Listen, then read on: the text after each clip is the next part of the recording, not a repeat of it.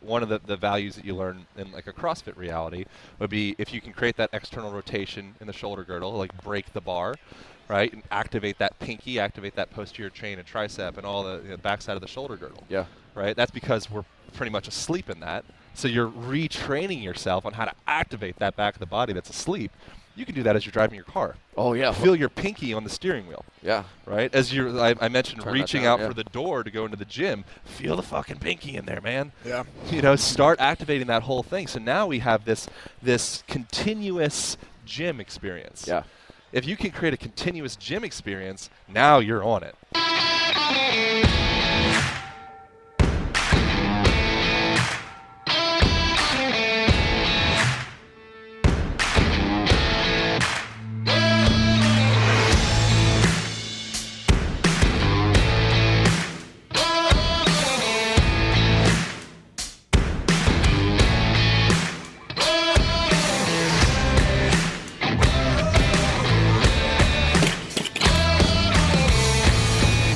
Wiggly. You ready Yeah, to yeah, rock? yeah. Welcome to Barbell Shrugged. My name's Anders Varner. That's Doug Larson. Mr. Strong Coffee, Adam Von Rothfelder in the house. Yo, yo. This is super cool. We're standing on a stage here at PaleoFX in Austin, Texas. We came all the way down from San Diego.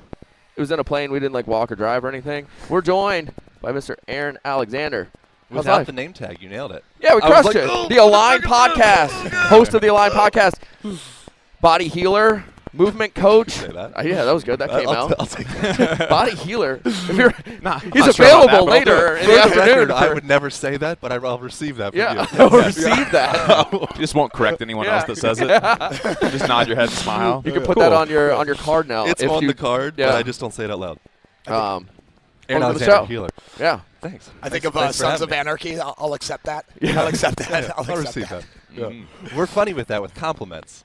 Yeah. It's like if someone says something nice about you, you're like, oh, no. You immediately put it back on them. Yeah. Sometimes it's nice, but you're like, whatever. I'm not I can comfortable take with that. what It's you good. said. Yeah. I'm well, all right. I'm good enough. we were, as we Just say started. thank you. Yeah. Don't make That's me a it. It star. doesn't have to Fine. be complicated. Just say, oh, thank you. Cool. Done. Well, Yes. we started our day. Von Rothfelder's downstairs getting a back massage from you, and then you guys were doing some capoeira, dancing, salsa. I don't know what the hell's going We're on. working on but He was over there Butterfly. fighting with Kyle Kingsbury. Yeah, Trying you- not to get punched in the face by a former It's UFC not fighter. even Yeah, he 10 wrecked o'clock me. in the morning, and you've had a huge day. It's been big. Right? Yeah. Tell us a little about you. You've got a Rolfing practice. You've got a podcast, the Align Podcast. Where did this whole process start for you? Man, well, so messing my body up with bodybuilding. Yeah. That's the beginning of a lot of things for folks in this industry, Yeah. I think. So a lot of insecurity, a lot of kind of figuring out how to pack one muscle onto my frame here in Yeah. order to feel validated. You're doing great so far. I've thinned up quite a bit. I greatly appreciate it. I'll receive that.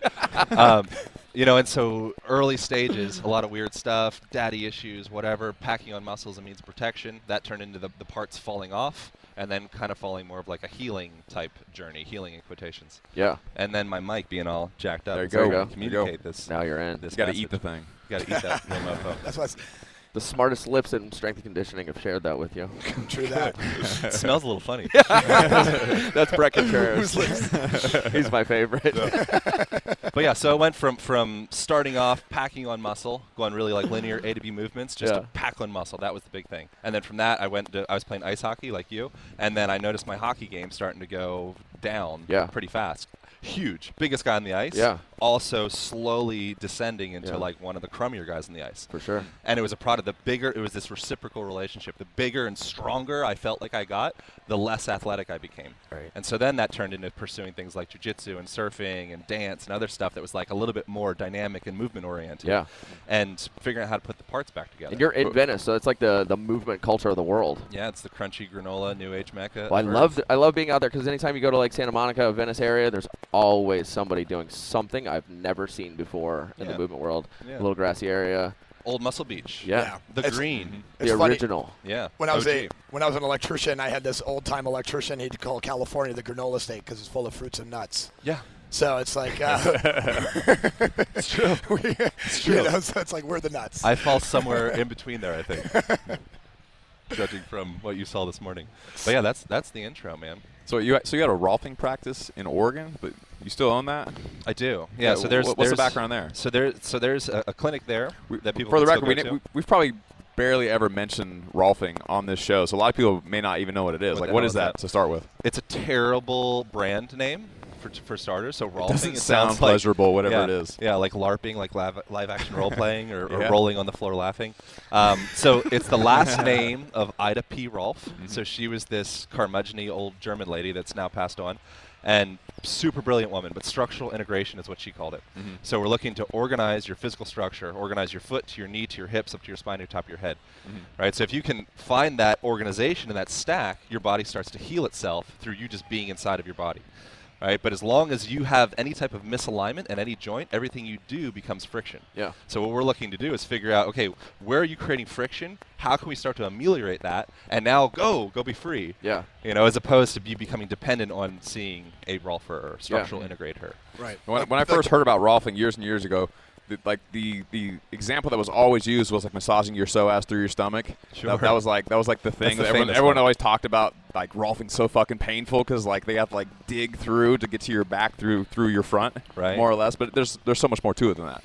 Yeah. So it's always, if someone pushes too much, it's the same thing in a conversation, right? So conversation is just two nervous systems communicating with each other, right? Too often it's like two kind of intersecting monologues as opposed to actual dialogue. We're all sitting waiting for something clever to say, you know, as opposed to just receiving what someone's saying, processing it, and then communicating. Yeah. That's body work. Right? So if I come in and I say, I have my values and my idea of what you should be, then I'm totally missing the experience of you. So if I can actually kind of feel where you're at, this sounds like woo-woo out there, but we're talking about granola mecca, so screw it. You know, so I can really feel what your nervous system is communicating through like the pressure of my contact. We can actually have this conversation through pressure. I don't think I explained that very well, but that's kind of a start. I imagine that's something you need to have experience at and need to be able to feel to understand. Yeah, it takes time, man. Just like a conversation. Yeah. Just like running a business. Just like having a marriage. Just like anything. It's all relationship based. You know, so that you can see someone that's going to be good. How you do anything is how you do everything. Right? So if someone's really in your face, you know, they're probably going to have that similar effect with the way they do a podcast, with the way they do body work or whatever it is. I really dig that. We were talking to Paul Check, and he was talking about how much of like the spirituality is like stored in our tissues, and the way you think is stored in your tissues. So if you're suffering from a shoulder problem or a knee problem, a hip problem, whatever it is, just the tissues in the joints are not going to be the same for every single person. You have to start to get into a lot of the nervous system things, the way that Yeah. you're thinking, in order to just free up the tissue or free up a lot of the stress and tension that's stored in your tissues, Yeah. and that's the actual release. A lot of what. Yeah, you're so talking there's several different roads that one could go down with that. I don't think anybody really knows what they're talking about with this. Yeah. You know, we're all just kind of Figuring it out. shooting at the board and like, how's that feel? That's why we're here. We have to talk Yeah, about it. here we We are. got to figure it out. But one potential kind of the funnier direction is when people do heart transplants or any kind of like organ Yeah. transplants. They'll actually, I believe it's the dendritic cells from that previous organ, they end up carrying over that memory into the next person. So all of a sudden I have somebody else's fill in the blank organ, and all of a sudden I start having these memories of prom and this weird stuff. It's like all And the you're like, scary I'm like, movies. what the hell Yeah, is yeah, that? yeah. It's like, Bobby, who's Bob? Am I gay?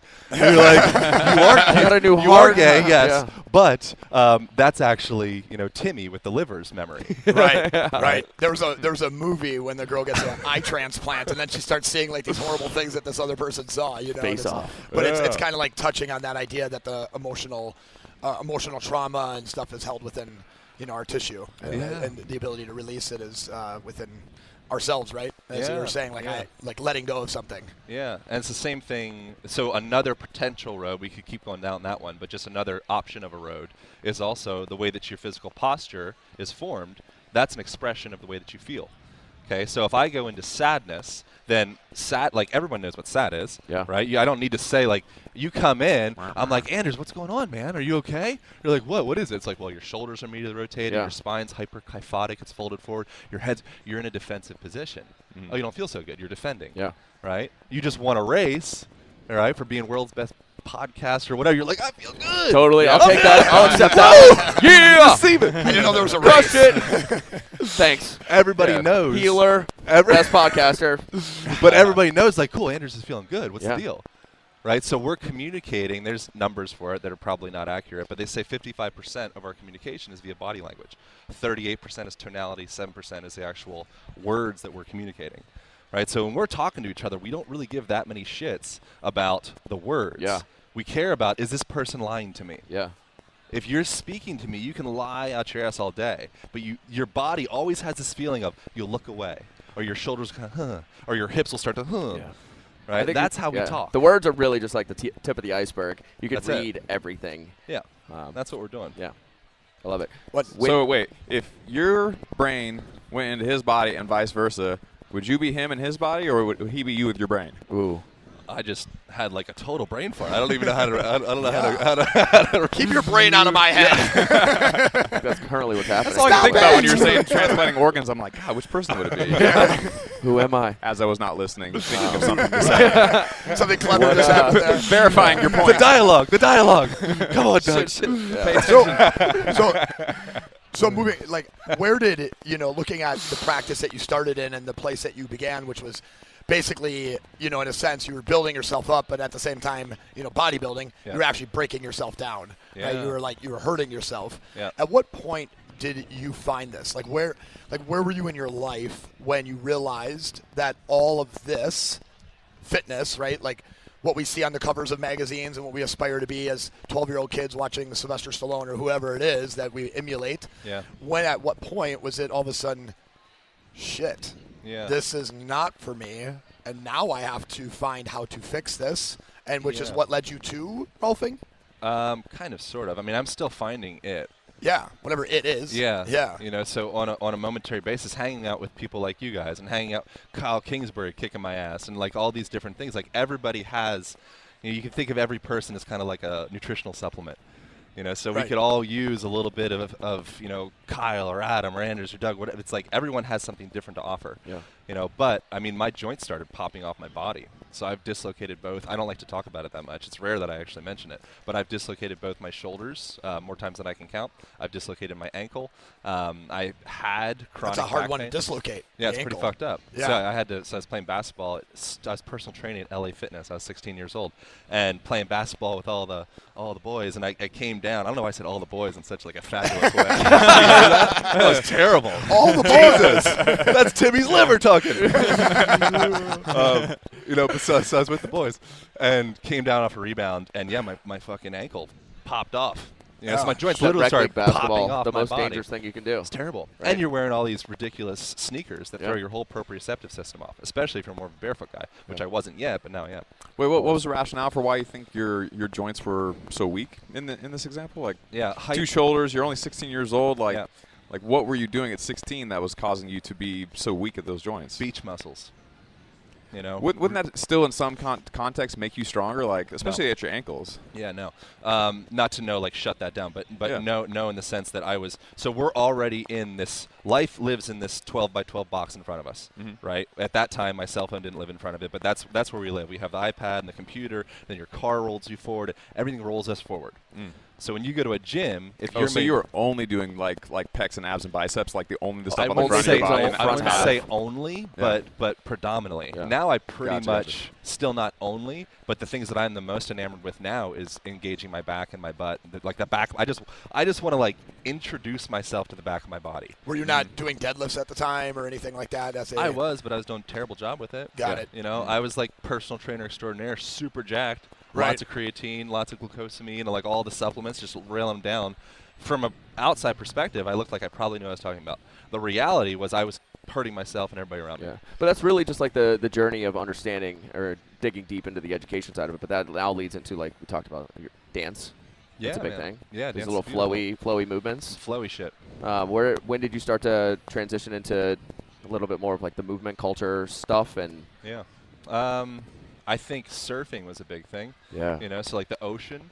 So again, it's like people are kind of supplements. So is nature and different. Put yourself in any environment, you start to attune to that environment. totally. So if you go into the ocean, I can tell right away if somebody can surf. Right? That's not hard to say. Yeah. Like if someone's real and like grab it and hold it, You have to like, flow. Good luck in the ocean. That's why Colton's behind the cam over here, dude. Smooth. Killer. Look at this guy. So That's flowy. a good look. His hair Right? looks That like is he a can surf. legitimate look. Just the Like- hair looks like he can surf. He's not If you're straining at walking all. around in super tight women's clothes, you can shred. Look at those shoes. They're beautiful. Yeah, that is nice. He didn't know he was actually. getting brought in right now. No, that is a good look. Yeah. So we could learn something from him. He's got Oh a good yeah, thing. we learn a lot. Yeah. So getting to that question about like you're flowing and moving, I mean, interestingly enough, we met here Oh yeah, that's right. 4 Something like that. or 5 years One of ago. those. I'm teaching a handstand course, and we're talking on the way there, and you're like, "Can I jump in?" Yep. And that was at that time. How long, in there were you kind of already moving, right? You're newer, I know, at the time in that sense, like where you and I even had this conversation where you're like, oh, I've been moving more and like kind of doing this thing, and you started getting into dance a little bit at that time. Yeah. Was that new at that time, or you'd been? I was always enamored with handstands. So when I took a handstand, I can muscle through a handstand. Right. But so many people, most people can muscle through a handstand, right? If you have enough, again, superficial muscles on there, you can hold yourself in like almost any position for 10 seconds. Right, but through that, so that was kind of one of those things. So like, it's like so people can applause. Like that was where most of my brain was focused. I think around maybe the last 5 years or so, I got into ballet. Yeah. Like around that same time, maybe a year after that. Yeah. Started taking hip hop classes, a little bit of breaking classes, and I'm like a C minus at a lot of different modalities.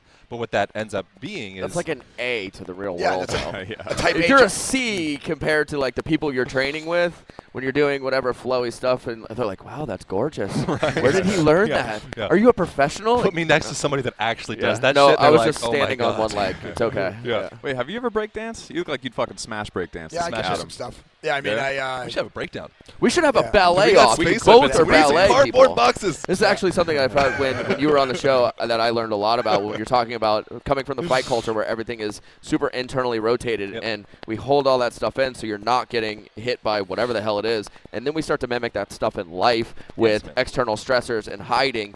And then you get into the more The performing external. arts pieces and opening up. I learned that a lot from you around the show, and it was super cool. And I think that's a lot of the kind of the expression of what you're talking about Yeah. of opening up a little bit, finding your posture, and finding a way to present yourself that's a little bit more think- globally healthy. Yeah, I think Adam's a really good example of that, where he Good work, may buddy. or may Job, not Adam. have advertently or inadvertently exposed himself to more of like that open, expressive type movement. That's beautiful if you're on YouTube right now. right.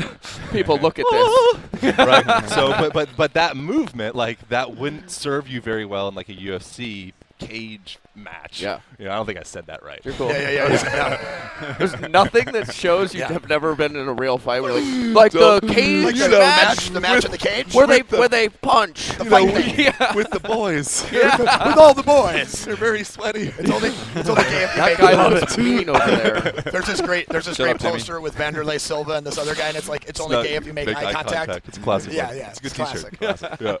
But yeah, I mean that's as to what Andrew said, with the internal, the bringing it all in, internalizing it, and then like the external, like opening up porte bois and stuff with like, porte bois to those at home is arm gestures in ballet, right? So if you open up your hands and you express yourself, you open up your legs and express yourself that way. Do you feel that is enough to reverse the internal, like Yeah. just the physical? Yeah. Yeah. Yeah, I think it's a gateway into your more real emotional, other layers of your emotional self. Yeah. Like your physical again. So let's assume that this Albert Morabian is the guy that came up with that. It was at Harvard. It was in the 60s. If people want to like fact check the 55, 38, 7% thing. So if 55% of our communication is via this body language expressive thing, and I'm always training myself to be in this position, Adam's probably just like, that's a terrible position, Yeah, Aaron. get that hand right? up here But a if little I'm bit if more. I'm training myself to be in this position all the time, I learned front foot up, that's Muay Thai. Back foot up, that's something else. Kyle just broke that down. He's like, put that front foot down there. And Yep. It'd be more God, boxing. you look like such a pussy. Yeah. All right. Pussy's a very resilient genitalia, by the way. It is. I should- So actually, it's I like have tried. the reality. I've tried my best. more like Keep you're a dad. reforming. You can't beat it. you can't. It's undefeated. You can keep trying. It's never lost. But with that, so if our communication is via that and you start to mold yourself into more of a defensive position, you take that into the world, all of a sudden you literally take on, it's like two ends of the same rope, right? So my emotional self is communicating to my physical self. My physical self is going back the other direction. Okay, so if I'm in this position, emotionally, physiologically, hormonally, I'm sending myself a signal that defense, cortisol up, right? Testosterone actually decreases from being in this position. That's more like Harvard study stuff. Okay, so when we go up into this position, 2 minutes in this position, they did. Very dance posture here. Well, get a little Doesn't feet get out, us together. I like ruin it. my, There you ruin my go. posture. Yeah, but being in that upright position, they call it like the Superwoman pose. Yeah. Amy Cuddy, she did a TED thing. Talk. It's like she got like bajillion views on that thing. Yeah. So probably a lot of people. It's really good. Fake it till you make it, basically. Fake it till you make it. Stand tall. Be Stand- proud of yourself. Stand tall. Fake it. Yeah, right. And then that gets into some other stuff where faking it's kind of like a funny thing. But, if we can start to put on that position, then all of a sudden, hormonally, our cells are listening to that. Okay, so we can communicate to a deeper level of ourselves through this physical posture. And we can communicate through things like talk therapy that will actually have physical structural change. If I feel better, if I feel safe and supported in my world, all of a sudden I might start moving like this a little bit more. Right? If I feel hope you do. whatever that was. I fucking Whoever's around watching like on this. YouTube, I apologize So in you have advance. collagen protein, huh? Tell me about it. But that's I'm not a mime. This is how I move. But yeah, I mean, I move a little funny, and a part of that is me just trying to figure my shit out. Yeah, the wiggling, as you called it Yeah, I'm a You're- fucking wiggler. years ago. We're like, we should call it wiggling. Just a second ago, you were mentioning how your external physiology can influence your internal physiology, your hormones and whatnot. When I was doing MMA back years and years ago at Team Quest in Gresham, Oregon, like 2005 and 6, Robert Falls, who unfortunately just passed away, he used to always mention how there were studies done that people that were depressed could look in the mirror for like 30 minutes and just smile at themselves. Yep. Just smile at yourself like goofy in the mirror. It's a little creepy, And but that it was, huh? It's a little creepy, but it works. Yeah, it's really weird to just smile at yourself for any period of time in the mirror, longer than a few seconds. Like I shouldn't say anybody else. Like I want to look away, but like I just have to like keep forcing it when I try this after talking to him. Yeah. And he was saying that people that are depressed, they do better smiling at themselves in the mirror for 30 minutes each morning than the people that were taking all the Absolutely. antidepressants and whatnot. Yeah, and half of antidepressants are placebo. Half of everything is placebo. Right? So when you're taking that pill, so much of that is the belief system and the intentionality that goes into, okay, pill goes into face, I'm feeling better. That's why having a gratitude journal, starting the day with some degree of like, oh, it's okay. It's like this. I'm grateful to be in this body. Yeah. That's literally you writing on that paper is a lot like you putting a pill into your face, right? They're cousins. They're Yeah. close relatives. So there's all these different placebo options all around the world. That's why I'm like I try not to be too much of I'm like a long hugger. Like I like to, I'm like not creepy like Venice long hugger. I got a really long hug. I get a long hug from you every Yeah. once in a while, but it's Yeah. not creepy. but I I'll mean, do it's- it well because I like It to. verges on weird creepy when you until- touch Yeah. my I feel like butt. you're like- calibrating against I'm- the people in Venice. Yeah, right. So you're like to the rest of the world, you hug extremely long. Where they give you a couple of bat pats and then they let go and you're still there. And they're kind of like they'll go back for the second hug so they don't feel like they're just standing there with their arms down. Yeah. But having that, like, same thing with like eye contact. Like I try not to be too creepy with the eye contact, but like I'm down to have some eye contact with people. Right? It's that ability to kind of see like, yeah, like I'm here with you. You're right. We're in this thing together. Yeah, for sure. So when people go through really traumatic experiences, right, like the Blitz on England or the 9/11 or firefighters or police or whatever, they want to go back to that shit. Yeah. Right? Because all of a sudden it's like, we're in this. Yeah. Right? You got me, I got you. Yeah. Let's go. Right? Creepy eye contact. In this Yep. in this world, Making him nervous. I'm doing it for Especially with effect. eyes. I'm actually It's for staring effect. right at the back of your head right Yeah. now. And it's just like, don't look away, It's don't look for away, don't look away. effect. Look at him. No. Fierce gaze. Fierce gaze. Careful getting locked into these. But It's imagine over. if you and I were about to. It's either like us Make or them. out, Like yeah. we're about to die. All of a sudden, like close. it might be. Forget everything I was saying. But people going. We don't have enough of that in our culture. Yeah. It's all about like get to work, pay the mortgage, pay the bills, get laid. Like be validated in whatever these superficial ways are. Like be in the tube, deep in the tube. Yeah. We don't have that kind of like. We don't go beyond that much. I feel like a lot of people break eye contact due to insecurity of one facet or one way or another. But with my kids, like I have 3 kids that are 3 years old and younger. I got an 18-month-old, like a 2-month-old. And with them, like a lot of times I'll be looking at them, dead in the eye, and I'll just kind of hold it, just like peacefully looking at them, and like see how long they'll look me in the eye. Yeah. And they'll just sit there and just fucking stare at me. They don't have anything to hide. They're just like, they just eat it up. Just get locked I'm like, in. I feel like this is like a really psychologically healthy thing for my kids to have like really long eye contact where they can tell that I'm paying attention to them. And then like after having that realization, like I'm like, fuck, it's probably like that for everyone. Yeah. Like people want to have the eye contact, they want to have the connection, but they at the same time are like, I don't want to be a weirdo. So as they a look away. 3-year-old kid, you don't have anything to hide yet, Right. You don't have Well, any. he might have something to Well, hide whatever. sometimes. Yeah. Right. But, but if he does, then you'll see it. Right, He right. won't want to look at you anymore. Right. So we're like these filters that are always aggregating all the shit of the day, or our lifetime. And so if you have some stuff that you're insecure about, whatever it may be, you stole some stuff, your sexuality, you're still in the closet, you are fill in the blank thing, and you're like, I don't want you to see me, right? All of a sudden your posture starts to change, your eye contact starts to divert. Right. So, and then there's this is like the fake it part. There's the creepy eye starers and the creepy long huggers, where they have something to hide, but they kind of force through it. And like, I don't have anything to hide. Yeah. I'm a creepy long starer. You're like, oh, that didn't feel good either. That's like a power move. Yeah, right. it's yeah, a power I mean, move. yeah, somebody's trying to, pull power. I forget where I heard this or saw this, but there was a study where they had large groups of females, large groups of males, and they were looking at photos of people, and all the photos of when women were looking at photos of the guys, whenever the guy was looking at the camera and he had like kind of a half smile, no teeth, just like that, like women were like super like, that guy's creepy as fuck, get away from me. If the guy was just like, no half smile, just kind of like, calm face, it was totally fine. And if it was a big smile, big teeth, like just happy, nothing to hide smile, then like, oh, that guy looks really friendly and nice. But like the half smile was like the mouth closed smile was like, that guy's a fucking creeper. The devil smirk. He's gonna be looking at me from across the room, never come talk to me, and then kind of creep up on me when I'm not looking, and I'm gonna be like, fuck, get me out of here.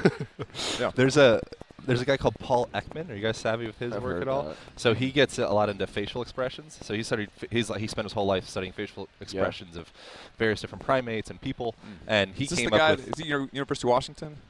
maybe I don't Is know. he the guy that can predict divorce like up to like 95% after like watching a 2-minute video of somebody and just based on the facial Wow. I expression? feel like it's Oh, even couple I faster like than that. that. Wow. Like, Malcolm Yeah, that's Gladwell legit. talked about that guy in a book. I'm Anyway, not sure. Yeah. I'm recording a podcast with him next Monday or something dope. like that. So I'm about to dig even deeper into his stuff. But he came up with this number of 10,000 facial expressions. Yeah. Right. So each person, we think it's like I have like happy, sad, angry, O face. I have like 4. There's like not a lot of potential range in here. The reality is you have, I think a lot more than 10,000. Yeah. Jim right? Carrey. Yeah. Right. He's an So outlier. that's another thing is we have. He's got a million. Right, so we have insecurity around exploring various ranges of dimension in our face because it's not socially accepted. Yeah. But if you go and hang out with a couple primates, is what we are, right? I think it's like 99% of our genetics are primates. Yeah. The difference is like bacteria, right? So if you go hang out with some primates, they're like, like it's fine. Yeah. They're picking each other and they're doing all this stuff and they're squatting down and it's like, dude, totally. You're getting well. Yeah. Right? Your system's working. It's healing itself. Because of shame, we want to stay within this mold that we conceive as being acceptable. Yeah. That mold becomes a prison, and then we end up getting toxic. I love it. Well, yeah, I mean, when when I sometimes think about like eye contact, I think about the situations that we're generally in eye contact, and it's usually a moment of aggression, like conflict, right, where conflict is about to happen, Right. or sexual, right? That's kind of like the two eye contacts in some sense. Sure. Yeah, Right, yeah. and then there's like the third, which is like the flight, the person that's like not looking, Right. so it's like fight, fuck, or fly, you know, Sure. like these like 3 things are happening in this like visual. So when I'll do like a balance drill with somebody, I'll like get close to them, and all of a sudden they're so thrown off, right? But if they're secure, they don't move. And that was something interesting by like just getting into somebody's face with this eye contact of like conflict, Yeah. where I'm like promoting like fear to see what happens, Yeah. and all of a sudden they respond with boom off the balance beam. Right. And is this something that you've experienced as you've explored this kind of eye contact, facial gesture, body gesture, where you see Yeah. like these certain type of characteristics that people do as they're uncomfortable? Like, is this like other than just the shelling, Yeah. right? Because the shelling is also like within a handshake. Yeah. You know. Oh, like, dude, there's so much science in right? the handshake. I love talking handshake. And when it's like, it's interesting because, you know, yesterday I saw you go in, John went for a hug, you went for a high five, and then all of a sudden it became this thing where you like slap his arm out of the way, and it's like, hi, bam! Yeah. You know, like that's almost what it starts turning into. Right. Because we don't know what's going to actually happen here. Right. Just Are a we bunch of confused boys trying to figure it out. Right, exactly. Like, Monkeys in the jungle. how do we engage? Just looks different. How do we engage without seeming like one of those three things that we're Right. like doing with our eyes? Yeah. The thing that pops up for me is you're saying that was something we were talking about yesterday. I got some spiritual yoga whatever person. They were talking to me about or talking to a class that I was in, and they said never waste a trigger, which I thought that was really profound. I thought it was Never really waste a trigger. a trigger, right? So when you're in the car and someone, you know, cuts you off or whatever, and you have this, like, all your sphincters clenched, and, and your middle finger starts getting, you're like, oh, whoa, what was that? You know, like, that wasn't me. Yeah. That was just this layer that I've been carrying around, Yeah. right? That's a response that I've been repeating over and over again. I could be able to step outside of that and say, whoa, what was that? Yeah. That was Practicing road unnecessary. rage all the time. You know, and it's Yeah. the same thing when if my trigger is whatever. It could be just watching your reactions to things, kind of almost having like a third person perspective. It's a little creepy talking about it like that, but it's good. When we get back, we're going to talk about how we can just start to implement this into people's lives, because you do have a practice and you are helping people and taking these kind of larger concepts and how we can implement them into people's lives. Let's do it. Right on. Awesome. Shrugged listeners, welcome to the Shrugged Collective Program Vault. Over the last 6 years, we've been leading the charge in online strength and conditioning programming and coaching. And for the first time in the history of the Shrugged Collective, we're combining our 11 best-selling long-term and short-term accessory programs into one membership site called the Program Vault. From Olympic weightlifting to strongman, leaning out, nutrition, you name it, our 11 best-selling programs are yours for $47 a month. Get to shruggedcollective.com/vault, and you will find immediate access to our 11 best-selling strength and conditioning programs. Welcome back to Barbell Shrugged. We're here with Aaron Alexander. We literally just spent the last 15 minutes going over the science of bro hugs, Yep. slap pounds, That's right. and how you can introduce yourself to new personal training clients. Yeah. Yeah. That was Not- the most not- inside joke that not- nobody got. Not how to hold on to clients, just how to obtain You new can go. ones. You're gonna get. You have a 50% success rate. That's a pretty good close rate. That secret's coming up. But before the break, we left, and we kind of covered a whole bunch of topics, kind of on this personal development side, how you're presenting yourself to not just other people, but kind of to yourself and building confidence. But when we start to implement these things, what are some of when you're building a relationship with a new client, how are you kind of presenting these ideas to them so that they can gradually start to believe it themselves and start to implement this stuff into their life? Yeah, asking questions as opposed to putting things on people. You know, that's something that I find. Like I try to throw the word "should" away. You know, that's all. Everybody knows that one. But just asking people questions. Like ideally, we want to get people to present. People want to come up with their own answers. You know, so if you're the sorcerer with the bag of tricks, and you're like, "Here, I'm doing this to you," it still feels kind of contrived. It's like it's coming from the outside. You know, so that's something. Is just kind of asking people questions about how they're feeling with their hip or their knees or whatever, as opposed to telling you your knee's fucked up. You know, so that's a start. Is thinking more question based. You blew right over that whole should thing and just said like, oh, everyone knows that. I don't think everyone knows that. Yeah. What's the story there? Do you have any? So if I say you should make my gain louder, you should talk less, or you should talk more, like how does that feel to you? It doesn't feel very Feels good. like I've been doing it all wrong. I'm right. an idiot. Yeah, right. Yeah. So all of a sudden I go into this kind of Like you're I'm fucked up. putting you Yeah. down. Yeah. Right. Right. So that place, as opposed to feeling, and this kind of gets into the handshake stuff too. There's a more submissive or more dominant or more neutral way to shake a hand. When you turn someone's hand Bingo. over, Yeah. or the hand on the arm. Side Yep. shot. Exactly. Yeah. Yeah. You know, That's so a weird way. When that one comes at you, right. there's no well, that's a trust in there. dominant. That's a dominant handshake. So that's like a should like handshake. Yeah, it's like we're arm wrestling Well, right that's off the and that's bat. because he's a top rope, right? Like when somebody goes like this, they're basically looking for the dominant position. That's it. Yeah. So I'll volunteer if I feel like someone needs the dominant position, I'll volunteer the submissive position. Yeah. All right. And so if someone comes in with that, I'm like, sure, you can have it, bro. Yeah. Like Yeah, I don't need to fight you. I'm cool. You know, and that's jiu-jitsu or aikido. That's like martial arts stuff where it's like if someone has all this energy going in that direction, I don't need to come in and just like muscle you back, and then we're in this kind of like weird, friction. Ego struggle. Yeah. You know, so if someone feels like they need to feel that I'm big, strong, and overpowering whatever it is, I'm like, you can have it. That's your world. fine. Right? And so it's just that feeling of like it's not your role to change anybody. Right? So it's like leading by example as opposed to telling people what they should and shouldn't do. It's like, this is what we got. If you would like to get into it, you can. But not feeling like I'm better than you. I have the answers. Like none of that. How did you develop this like flow state of your kind of just more or less existence where it's you're okay, you've like checked your ego?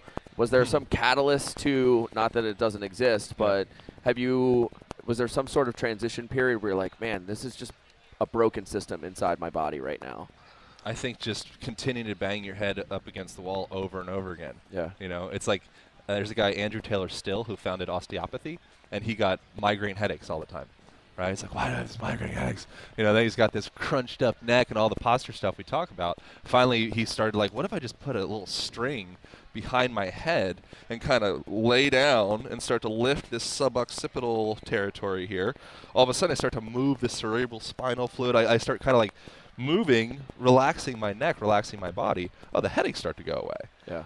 Right? So with any of that, for me, it's just like I'm still doing stuff wrong. Yeah, what man. does your daily practice look like of this? So I like to squat a lot. Yeah. Right? I'm barefoot a lot. But it's not like, it doesn't have to be like a weird, creepy thing. Like I'm barefoot in my yard. Yeah. Like talking around about my house. prefer to be You're talking bare. about this throughout the day. You're Yeah. talking about working out right now. Yeah, You're talking about this here. the day. So this whole entire time, I've been kind of going through, like, Adam and I were talking about this yesterday. Like, ideally, we're at the Paleo FX, Ancestral Health. Yeah. Ideally, we'd be out. The bros are out. We're, like, hunting down a woolly mammoth or, like, gathering some seeds or something. Right? You gather, I'll hunt. That's right. There it is. That's the dominance piece. That's right. I'll take you have the Timmy's liver. liver. undershake. I'll take the undershake on that There one. you go. Backhanded You pound can have there. the overhead. I'll be back here. I'll receive. I'm the catcher. One more level, go. Yeah. What's another more creepy analogies? Where can I go? Where's all the boys? So ideally we'd be out, and we're like out. We're like we're getting adaptation of our feet on the ground. Yeah. I'm walking on roots, and I have to climb up a thing, or I have to run now. I have to sprint. Oh, I got freaked out. All of a sudden, I go to this sympathetic fight-flight type experience, and now I'm gonna kind of shiver it off and get that shit off of me. Yeah. That's our body healing itself. Yeah. Right? So we don't have enough of that in our day-to-day because we're stuck in this kind of cubicle lifestyle. And again, we start to suffocate. Our cells suffocate.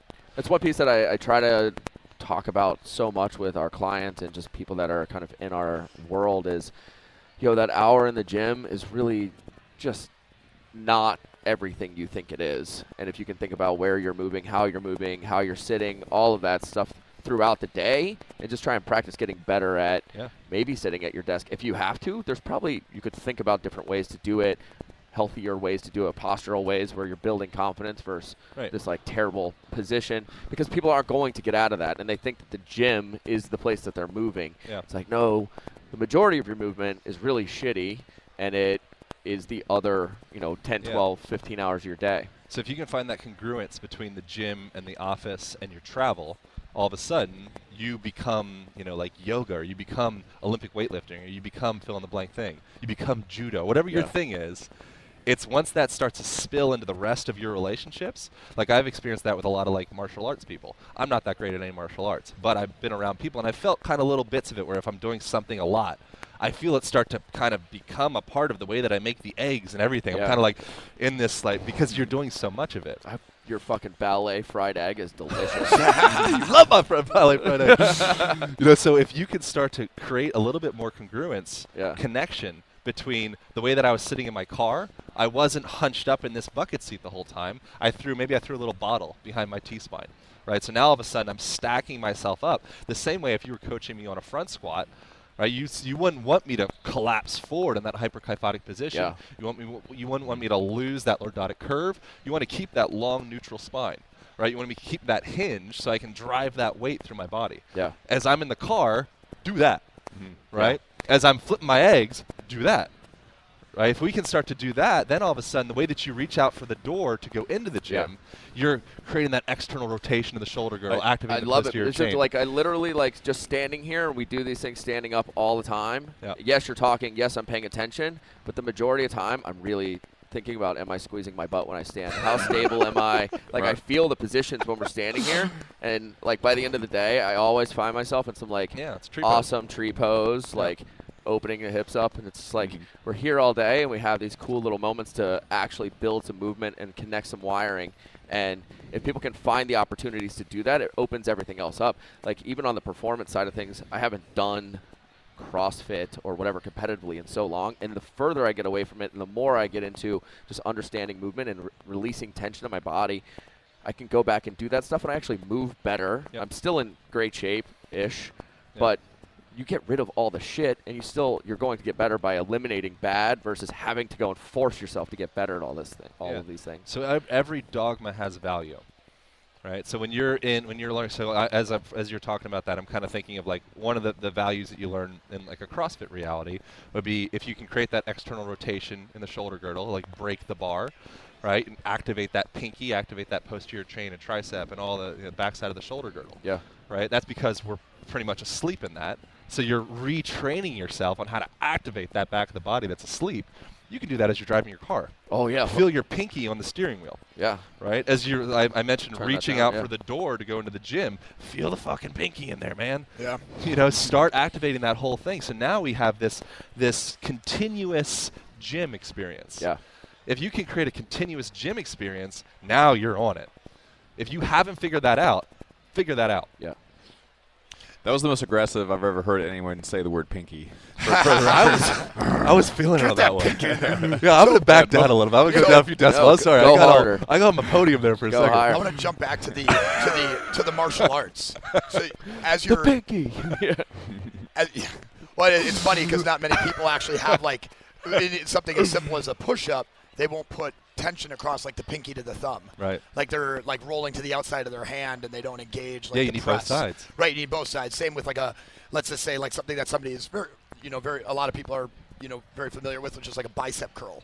Right, like a lot of the pressure is here when somebody's doing bicep curls and they don't actually put the pressure into their pinky. Yeah. Which basically, as somebody who bodybuilded, that gives you like a deeper contraction, more control, more stimulation to the muscles, the nervous system, everything. So it's just engaging. And when you're speaking about engaging through martial arts, do you like looking at most martial arts? I mean, I've done a lot. From karate to taekwondo, and I've belted through these things. Everything is like here. Right, and like throwing those roundhouses. I mean, there's like the outside crescent kick or something. But when I think about jiu-jitsu, is probably one of the most kind of like social, like you're open. Like, oh, I'm letting you into my guard. Right.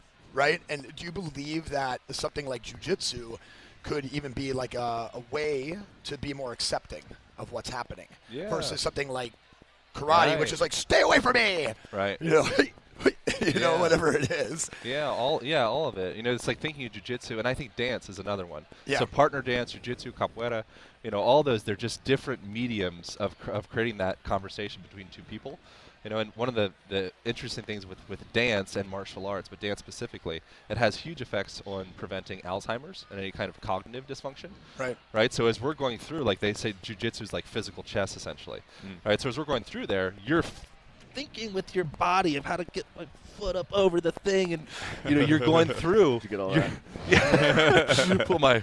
Yeah. So, but you're going through there, and you're starting to put your brain into your hip, into your knee, into your foot, which, by the way, your brain and your skin comes to the same dermal layer. So from an embryological perspective, they both come from the ectoderm, right? So you can start to think of your brain as being an extension of your skin, or your skin as an extension of your brain, right? So they have there's dry brushing, right? So you go through and dry brush. You're literally like flossing, exfoliating your brain as you're doing that. It's not just about, I have better thigh skin. Yeah. It's you're trying to turn on and enliven your whole entire body. You know, and so something like jiu-jitsu is such a beautiful way of enlivening that, because we're contacting all these different parts of you, which all of a sudden makes you more real. You're here. Right. If we have disassociation or disconnection, which again, more metaphors, disassociation, like that's all like talk therapy stuff. Same thing with physical disassociation. So if you don't feel a certain part of your body, if you can't visualize it, oftentimes there's pain associated with that area as well. What are we getting distracted by? It's too loud. Oh, we're blowing up, Paleo. Oh, too loud. We got to turn us down. Turn us up.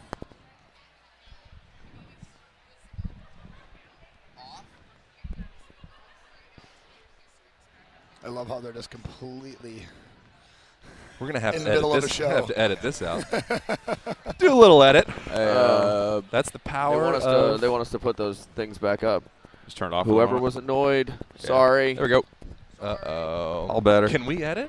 We can edit. Yeah, we right? can edit this. That's an edit. Colton, Colt's just got to Colton, work a little editor, harder. everything. Editor, Okay, buddy, you got edit. it. Do you feel like the cops just Possible. showed up? Yeah, like that the was fun my- cops? totally Like, just- I haven't had that turn for a that while. shit down. I'm so used to Turn it Isn't that down. what they Noise wanted? ordinance. Didn't they want Yeah. us to broadcast? Yeah, but so those things were That was up supposed here. to block it from the people speaking on stage right behind us. When you Mike start, Bledsoe. That was the longest. when you, now we have time. Now that we're in the middle of an edit, we forgot we have a show to. When you're speaking, we're gonna get rid of him again. We're still you doing can't it, guys. hear shit. Perfect. Aaron Alexander. Shrug Collective. Were I- you I doing do- your question? Well, hold on. So Yeah. I do think, like, anecdotally, from doing jiu-jitsu for a long time, wrestling for a long time, there's definitely something about it that I've noticed that I'm such a happier person when I do jiu-jitsu versus other physical anythings. Like if I go for trail runs or if I go lift weights or do CrossFit, even if I'm like doing CrossFit, hanging out with like my good friends, it's different than doing jiu-jitsu. And I think I'm happier when I do jiu-jitsu a couple times a week because I just get so much more physical contact. Yeah, like man. especially if someone like doesn't have, they're not in a relationship and they're not in a, they're not in SoCal where everyone hugs for like 10 seconds like we were talking about earlier, and they don't get a lot of physical human contact. Like if they go do jiu-jitsu, aside from like the fitness benefits and like they're working their muscles and they're breathing heavy, they're getting Confidence, cardiovascular, right. like just the fact that they're getting an hour of physical contact with other human beings, like totally non-sexual contact. It's male to male in most cases. Like it just makes me feel better as a person having gotten that physical contact versus just working out and lifting weights. Yeah, there's a creepy mouse study in Japan where they tickled rats or mice or whatever. They tickled the rodents. Okay. And so the rodents, the rodents, A creepy mouse How do you get study. that job? How do you tickle Close the up. balls of a rodent? I'm the rat fluffer. dibs on red fluffer. Bring in the fluffer. But Von Roth is the best at it. so they, There's a lot of them, but he's world class. so they'd fluff the rats, and the rats that were fluffed, the well-fluffed rats, they ended up actually adapting to their The environment much better. So they ended up feeling more well-adapted and feeling like that. They measured hormones and all that stuff. They were healthier rats. So There was a reason to the keep ones living. the ones that grew up with that physical contact. The same thing with societies that end up having more physical contact growing up. They tend to be less warlike. Yeah, I mean, onto what Doug is saying. I mean, if I do Muay Thai, right, and I'm like here with you the whole time, and I'm just hitting this pad, Yeah. the rest of my day is not as nearly as good after I get done doing jiu-jitsu. Yeah. I mean, I'm more aggressive on my answers. Like if I go home right after Muay Thai and my wife asks me something, I'm a little bitier. Oh yeah. Where like jiu-jitsu, I'm like, oh yeah, no problem. Muay Because Thai I'm has like, a very aggressive mindset compared to jiu-jitsu, Right. which is very chill. Right. Like jiu-jitsu in a lot of cases has like a fucking chill surf culture associated Totally. with it. Yeah. Right. absolutely. And Muay Thai and boxing, like a lot of times in MMA, are much more aggressive. Yeah. Jiu-jitsu, you're Yeah. also practicing receiving.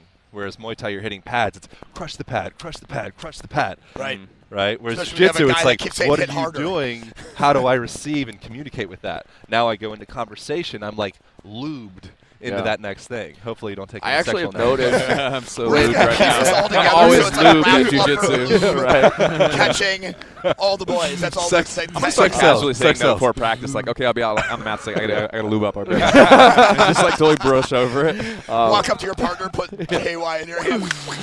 I've Aaron said actually lube up. when just the few times that I've been like to jiu-jitsu or like when me and you rolled when we were I introduced him to it's awesome, but I've done it so few times in my life, and I've spent so much time in a gym, and not in that like, oh shit, we're within a foot of each other right now, Yep. and this is real. Like we're making eye contact and we're about to engage in this thing. And I don't think many people get that. Just that Yeah. really tight interaction where you're in my bubble and it could get Three weird. Fs, the Yeah. 3 Fs right here. Yeah, all Yeah. three of them right in front of you. Right now. we're, it's happening. we're joking about the personal training client stuff, which will never be mentioned again. But we have a very binary relationship with contact. Yeah, There's no contact, or we're doing it, yeah, right? So then there's this huge gap yeah. in between that. There's all this potential conversation that we're 0 to 6,000.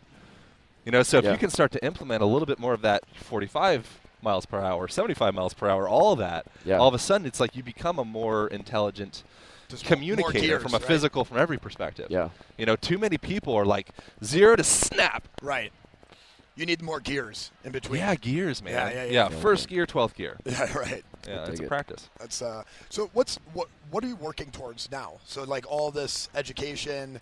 Yep. You moved from it was Bend, right? Is where your Bend, practice is? Oregon. Bend, Oregon. Yeah. Which I was. Another granola mecca. Which I Yeah. actually got to drive through, and Good. when I stopped at Nora's, and I went on this road trip. Oh, and she's it in was. Portland. Oh yeah. Norga Like- Gaddis, shout out. Yeah. Norga Gaddis. Norga- She'll be here, right? I hope so. Yeah. I, I think love I saw her on Nora. the speaker. All right. But so that's good news. now that you're in Venice, you've been doing a lot more, like seeing your podcast grow and everything, seeing the acro side of you and just kind of everything. Where's this leading? As I'm seeing, something happening, right? Yeah. It's the rubber, the movement, It's everything. happening. Yeah, so it's going to happening. book right now. And Okay. so that's, I'll probably talk more about that in like a couple months. Okay. But the book is happening, and then creating online content or courses around how to, this idea of how can every moment be an opportunity to grow my body and also grow my mind, but the body's the Trojan Yeah. horse. You know, so figuring out basic mechanics of hip hinging and neutral spine and organizing my feet all the way up to my head, how can that relate to everything that I'm doing? Yeah. You know, so essentially creating like a driver's manual of our bodies. Somehow, some way, we just blank that in school Yeah. because teachers don't know how the hell to move. Yeah. Right. Well, Right. you talk about your feet, though. I actually want to dig into that because I think the feet actually are like I started walking around barefoot 2 years ago or so, Yeah. and it's freaking awesome. It's way cooler now when I have shoes on. Even we get to wear tennis shoes to work every day. Like we're Yeah. wearing. It's not like we're in dress clothes all day, but Yeah. still, when I get home at night, I'm like, I don't feel free or like free to move until I'm able to like The actually socks are walk. off. Yeah, the Yeah. socks come off. You feel like you're just you can finally just let your feet breathe. And I actually like very much notice a difference just in my personality of the way my feet contact the ground. When I go walking with my wife, it's always barefoot now. Yeah. Talk about that because I think that when I see people like last night when we were hanging out on the porch, you had your shoes on, and I was like, what the fuck? Why is he doing that? I Relax. think I was too high. Yeah. I'm too high. That's what was going through my head while we were hanging. I was like, he's stressing me out And with then just that having was- his shoes on. And I mean, it's funny that I was wearing shoes because I never wear shoes. Yeah. And the only reason I noticed it. Right. And I bought these just so I could stand still for an hour and a half at a time because I'll get a little lower back discomfort. Yeah. Well, so getting into like one of the things I really started to learn was like stretching your toes. Now I'm constantly massaging my feet. Like I don't really sit on my couch too much. I try and sit on the floor as much as possible. And when I'm on the floor, it's like constantly just massaging your feet, and it just makes everything feel better. We have a buddy, Max Schenk, and one of the coolest things I've ever heard come out of his mouth, I don't know if it was actually him or someone we were talking to from him, but people talk about like, oh, I have plantar fasciitis. Yep. And he's like, well, just massage your feet for 5 minutes a day. Yeah. And that might be really weird to some people to actually like connect with their feet and get into the tissues in there, but you don't need to go and have some doctor or whatever it is tell you what's wrong with you, but like just spend some time actually connecting with the bottom of your feet and the way it contacts the ground. Yeah. Stretch your big toe. The big toe is super important for balance. Like everything kind of stems from the roots. Yeah. Yeah, so a wacky kind of, people can fact check this one as well. Check it out. It's a PubMed study where they connected schizophrenia to high heel usage.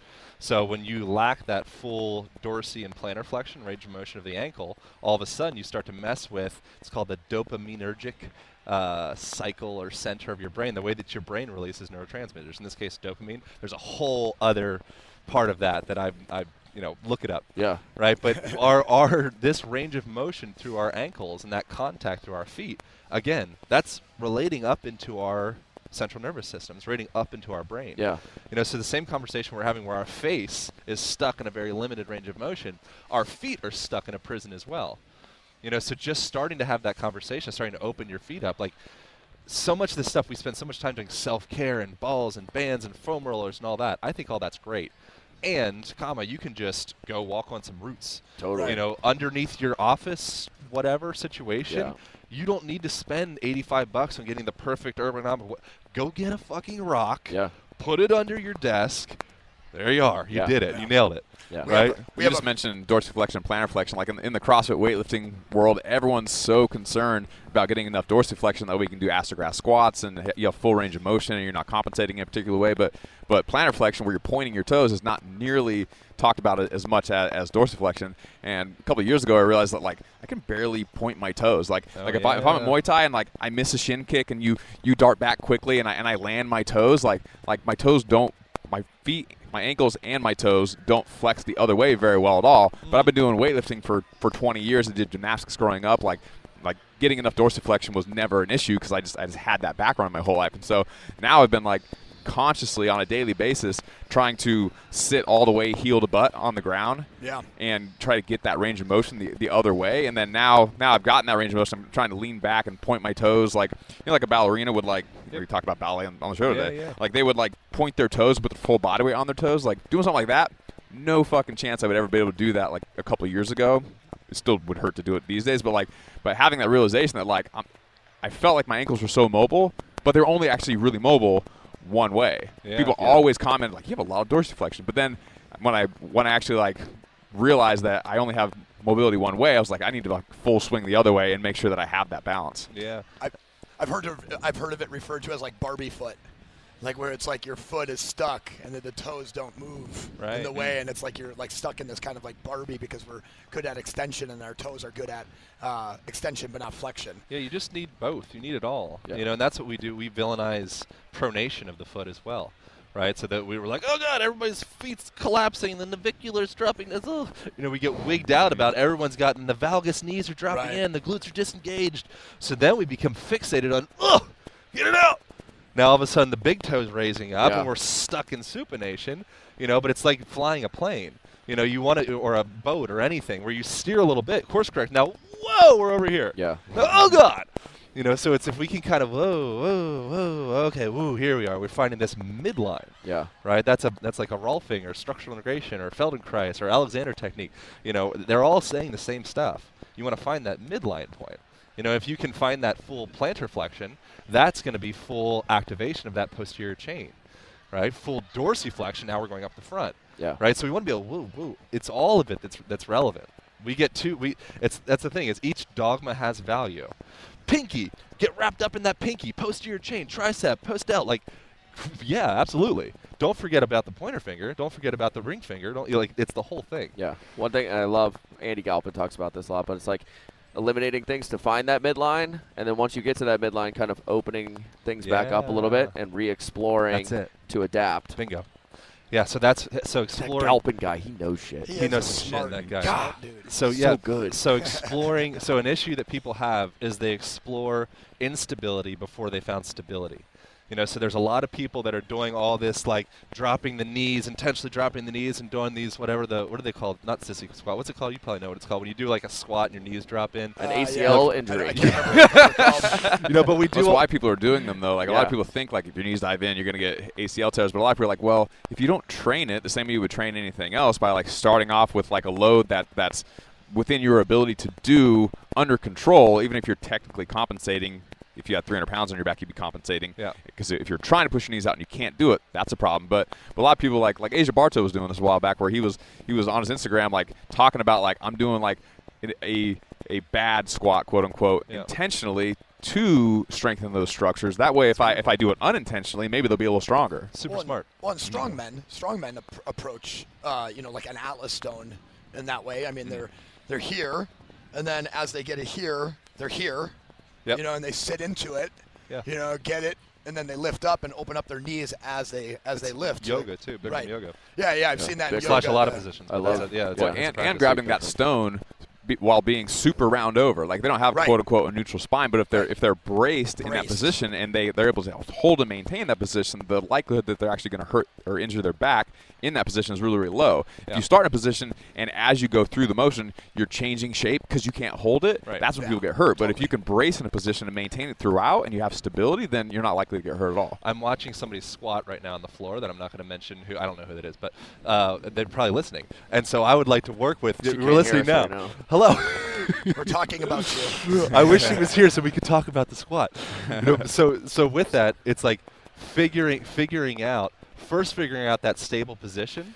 If we can figure that out, then we all of a sudden, it's almost like you go through school, you graduate first, second, third, fourth, fifth, sixth grade, right? So if you just go straight to post-grad, right, which is a little bit more like complicated. dude. A little bit more complicated. For the audio movement listeners, patterns. Bledsoe just Bledsoe photobombed us. just grab The my Bledsoe bomb. So if you go straight into post-grad before figuring out all those layers of that movement, it's quite dangerous. It can be quite confusing. So I would recommend people first figure out basic hip hinging, basic neutral spine, get your knees stacked over your ankle correctly. You guys probably have content about what that looks like. Yeah. Figure that out, nail that. Yeah. Right. Now, okay, cool. Now let's play with some weird, arbitrary kind of aberrations of good movement, so you can fill in all those holes. So you should learn the rules before you break the rules. Bingo. That's it. Have you seen much of foundation training, like Eric Eric's Goodman? a good buddy. Yeah, I was just talking to him yesterday. I love the internal founder. Uh-huh. And turning Creates that more in. torque in the hip. Oh my God! I mean, it's a position that, if you have you ever seen? Totally. Yeah. I mean, when you see that movement, you try it and you're like, why haven't I done this before? Yeah. Because everybody told me not to turn my toes in, not to Right. turn my knees in. Yeah. Right. That was everything I'm not supposed to do, but it's still a movement. Yeah. And it's like bastardizing a movement.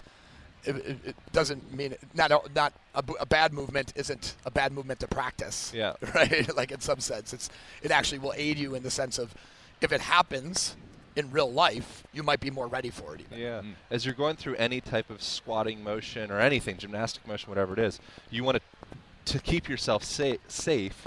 You want to take up all the slack out of all those joints.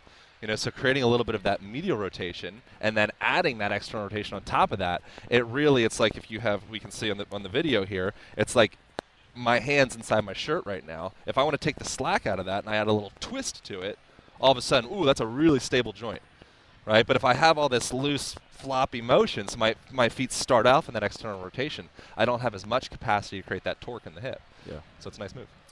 So earlier we were talking about ankles and toe mobility. Like when you first start doing weightlifting or strength conditioning, it's all focused like on the big joints. Can you hip hinge like you're saying? Do you have full range of motion at the hip, at the shoulder, etc.? And then as you get more experience, in my experience, people tend to gravitate out to the smaller and smaller joints as they get kind of the big prime moving joints handled. So we talk about ankles and toes, but what about like wrist, finger mobility, neck mobility? Like you're very comprehensive in the way you view movement. Like do you assess people's like smaller joints like finger mobility and whatnot? Yeah, absolutely. So it's easier from like a manual therapy perspective to feel all that individual range of motion in there. But just through going I don't know what this stretch is called. What's it called when you put your hands backwards and you go in to do like Like a wrist flexor flexor, like a stretch. flexor extensor stretch. Yeah, we can through do yoga. these shotgun approaches that go through and affect so much. Yeah. Like I like shotguns. So as opposed Shotguns to are cool. Yeah, hell yeah. It's American dream. We're in Texas. There's like 19 shotguns around us right now. In That Texas. guy's got a bazooka, Yeah. actually. The guy at the coffee stand over there is kind of exactly. But An assault rifle. Would you like this coffee? Yeah, but a big thing is you're exploring all those more kind of like the appendicular, like the outside type ranges of motion. I think it's still really important to keep stability throughout the chassis or the mainframe. Mhm. Okay, so as you're going through and mobilizing your wrist or your shoulder or whatever, oftentimes what you see is people end up dumping their spine, and I'm trying to sort out my shoulder, but I'm in this terrible spinal position. I'm dropping my hip, my whole body's contorted, and I'm trying to get into the shoulder. Something for people to ponder on is figure out first, okay, I'm loading up for a squat, right? I'm keeping myself good and stacked. Now from here, I'm going to start to mobilize my shoulder, right? From here, I'm going to start to mobilize my hand, but I'm in a stacked position, as opposed to just forgetting about my whole body and thinking stretchy. I love when anytime someone comes to you with some sort of pain, they're like, so what should I do? You're like, just squeeze your butt. Like, let's start there. Do you know how to squeeze your butt? because I can't fix anything else if we can't figure out how to organize your pelvis and low spine. Yeah, and those glutes in the butt, that stabilizes, like you're saying, stabilizes the low back. All those muscles run perpendicular with the sacrum. So when they're engaged, all of a sudden that low back, which tends to be quite wandery, we don't have a lot of range of motion through our thoracic spine. The ribs all connect into that space. So many people are stuffed up in their T-spine. So what we end up doing is we do this overhead flexion stuff. We don't have it there, so we end up stealing it from our lumbar spine. And now all of a sudden we have disc herniation and this like hyperlaxity in this territory. Yeah. You know, so by engaging those hips, that's a nice shotgun to start to communicate to the low back. Yeah. Been a pleasure, sir. Where can people find you? Oh, Align Podcast is a fine place. AlignTherapy.com that's like the hub of everything. Yeah. On there, there's a 5-day movement challenge. People can integrate these practices that we're getting after here. Instagram, Align everything's Align Podcast. Radical. Yeah. Yeah, I checked the stuff out. It's awesome. Thanks, man. I feel like when I met you, I knew you before just because of the internet. That's the nature of events like this. Repeat! You walked into On It yesterday, and I was like, do I know that guy? Yeah. Viv was hanging out. She was like, I think I know him, too. And we were like, I think his job is for people to think they know him. That's kind of like us, That's what's too. happening. Like, do I know you? Here we are. No. My voice is just everywhere. Yeah, it's creepy. Yeah. Yep. It would be awesome if we had a delicious coffee to talk about right now. Well, you had a delicious coffee this morning. God, it was delicious. Look, we're in the car right here and traveling. We got in at 1 o'clock 2 nights ago. Last night we had a little bit of fun on the porch. Yeah. Wake up, shaking off a little bit of, whatever it was that we're shaking off in the morning. And I got up at like 5:45, 1 cup of coffee, the strong coffee, and I was like, I could just cruise through the day now. It's delicious. I'll let you finish. Man, I stole your mojo there. Yeah, I mean, you guys have been coaching me now for the last 12 shows. It's delicious. Some people are just better at hyping other people. Yeah. I mean, it's 100% instant. I mean, it's delicious. I mean, those are the most important things. Yep. And really, it's full of nutrients. I mean, it's all the protein you need in the sense of getting out of that fasted state and getting the anabolic system moving from like the hyaluronic acid and the coconut water extract, helping with overall hydration. Yeah. And then we're all under stress, and if we could kind of channel that and remove some of that physical stress through something like L-theanine, which is naturally found in matcha, which is why matcha has become really popular. We've combined the L-theanine in there, and I mean, it's awesome. I'm super excited about it, and it seems like everybody else is too. Yeah. And I'm excited about it. Yeah. If they want to try some strong coffee, what do they do? Yeah. You check me out at Strong Coffee Company or at Von Rothfelder. And visit strongcoffeecompany.com and use BBS20 and get 20% off your entire purchase. So all the stuff that you're mentioning that you put in there, I make these like coffee smoothies in the morning, and I put a high percentage of that stuff in my smoothie. Oh, so that's it sounds awesome. quite convenient. Well, I mean, that's where I started. I mean, 5 years ago, I'm mixing this in my kitchen, and a friend of mine's like, you should put this in a bag. And I didn't have the time for it, and then I tried it, and I failed miserably. And I learned a bunch of stuff over the couple of years, and bringing it all back. And He stole your recipe. I'm still Yeah. I still have like every morning I have like powders I have to sweep up every time. I'm like, damn it, I just wanted a cup of coffee. It'd be great if someone put this in a bag. we'll make sure we get you some where you just tear it open, pour it in, and Yeah. Cool. Doug Larson. You bet. Dougie. You can, of course, follow me on Instagram, Douglas E. Larson. I recently moved back to Memphis, Tennessee, so if you want to drop in and train at Faction Strength and Conditioning in Cordova, right outside of Memphis, I'm hanging out and training there all the time. Fantastic. You can find me at all things at Anders Varner, and more importantly, follow the Shrug Collective. We have the coolest kids hanging out, all the greatest guests. Monday through Friday, we're releasing brand new shows at the Shrug Collective. Make sure you get into iTunes, like, subscribe, download.